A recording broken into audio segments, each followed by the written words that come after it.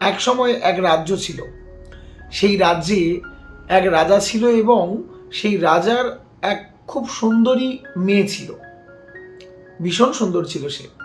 একদিন সেই সুন্দরী রাজকুমারী তার বন্ধুদের সাথে মাঠে খেলছিল। এমন সময় সেই রাজ্যেরই এক রাখাল সেই মাঠে গরু চড়াচ্ছিল। তো গরু চড়াতে চড়াতে সেই রাখালের সঙ্গে সেই রাজকুমারীর এক ভালোবাসার সম্পর্ক তৈরি হয়। অর্থাৎ দুজন দুজনকে দেখেই ভালোবেসে ফেলে এবং সেই সম্পর্কটা বেশ কিছুদিন চলতে থাকে।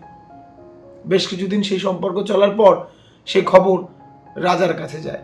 রাজা তো শুনে ভীষণ ক্রোধিত হয়, তিনি ভীষণ রেগে যান যে সে কি, সামান্য একটা রাখাল ছেলে, সে কিনা রাজকুমারীকে ভালোবাসবে, এত বড় স্পর্ধা, ওকে এখনই ধরে আনো বলে তিনি প্রহরীদেরকে আদেশ দেন এবং প্রহরীরা তাকে ধরে আনে, এনে তাকে জেলবন্দি করেন। তখন তার মা, সেই রাখালের মা দৌড়ে দৌড়ে রাজামশাইয়ের কাছে আসেন এবং রাজামশাইয়ের কাছে খুব কান্নাকাটি করেন যে রাজামশাই, আমার একটা মাত্র ছেলে, দয়া করে আপনি একে ছেড়ে দিন, আমি একে নিয়ে অন্যত্র চলে যাব, দয়া করে ওকে মৃত্যুদণ্ড দেবেন না। তখন সে কথাটা শুনে রাজামশাইয়ের মন একটু ব্যথিত হয় এবং তিনি বলেন যে আচ্ছা ঠিক আছে, একটা উপায় আমি করতে পারি আপনার ছেলের জন্য। কাল সমস্ত প্রজারা থাকবে, সবাই থাকবে, দুটো হাঁড়ি দেওয়া হবে।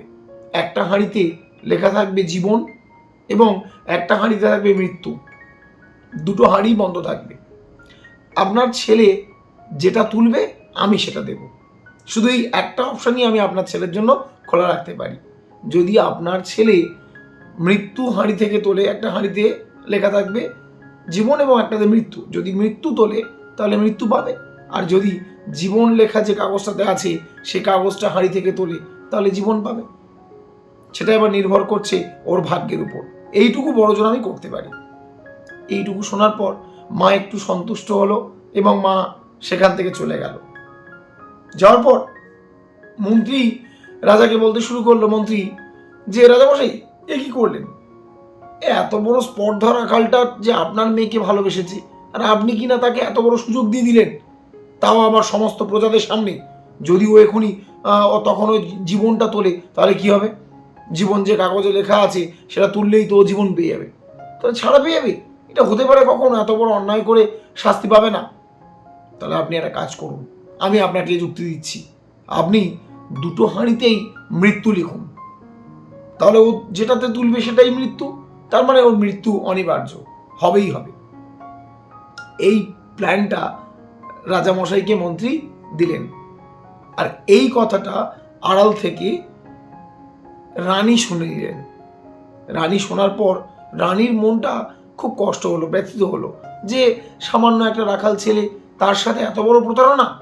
তাই তিনি চুপি চুপি সেই রাতে গিয়েই রাখাল ছেলেকে বলে এলেন যে দেখো বাবা, কাল সকালে একদম জনসমক্ষে তোমাকে দুটো হাঁড়ি দেওয়া হবে।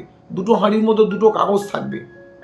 তোমার মাকে বলা হয়েছে একটাতে জীবন লেখা থাকবে, একটাতে মৃত্যু লেখা থাকবে, কিন্তু প্রকৃতপক্ষে দুটো কাগজেই মৃত্যু লেখা থাকবে এবং তুমি যেটা তুলবে সেটাতেই মৃত্যু। এবার দেখো তুমি কি করবে, যদি কিছু করতে পারো, যদি বাঁচতে পারো, তোমার ভাগ্যের উপর নির্ভর করছে। এটুকুই শুধু খালি আমি তোমাকে বলে গেলাম। বলে রানী সেখান থেকে চলে গেলেন। যথারীতি সকাল হলো, সমস্ত প্রজাগণ উপস্থিত হলো, তাদের সামনে সেই রাখাল ছেলেটিকে আনা হলো এবং তার সামনে দুটো হাঁড়ি রাখা হলো এবং তাকে বলা হলো যে দুটো হাঁড়ির মধ্যে দুটো কাগজ আছে, একটা কাগজে জীবন লেখা, একটা কাগজে মৃত্যু লেখা। আজ তোমার ভাগ্যের পরীক্ষা, যেটা তুমি তুলবে সেটাই তুমি পাবে। জীবন তুললে জীবন পাবে, মৃত্যু তুললে মৃত্যু পাবে। সে রাখাল ছেলেটি কিছুক্ষণ ভাবলো, বেশ কিছুক্ষণ চুপচাপ দাঁড়িয়ে রইল। দাঁড়িয়ে থাকার পর